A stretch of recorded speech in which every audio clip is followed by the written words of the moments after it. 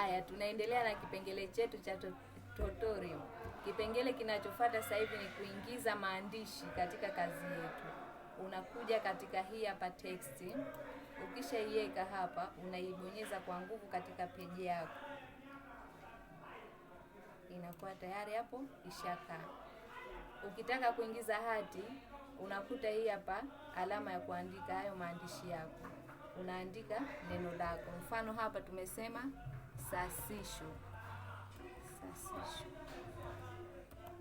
Neno letu linaonekana kuwa ni dogo, kwa hiyo tunataka tulifanyie marekebisho. Unakuja kwa shortcut unabonyeza Control A. Control A. Tayari hapo lishakuwa katika nini? Katika hali ya kufanywa marekebisho. Unakuja hapa. Tunataka tuongeze hati. Hati zetu ni ndogo. Unakuja.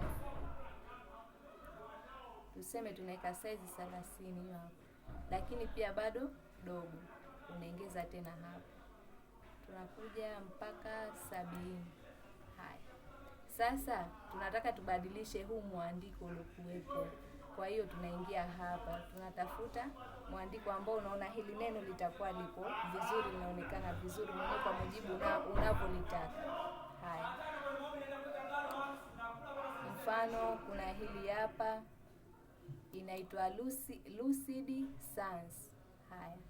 Au kama hutaki hiyo unaweza ukaweka nyingine. Tuna hii hapa Adobe Hebrew. Haya. Ukitaka kulifanya hili neno lishuke kwenda chini au kwenda juu, unakuja hapa katika scale yetu ambayo ni vertical scale. Ukiingia hapa vertical scale, mfano neno langu nataka lije juu zaidi katika hii hapa, hii border, hii nini, hii page hapa. Haya. Unavuta juu hapa.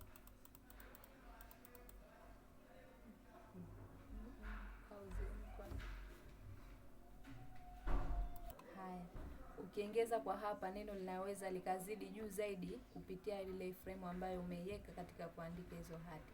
Kwa hapa tunalipunguza ili likae sawa sawa na hiyo frame yetu. Haya, tunaingia Control A.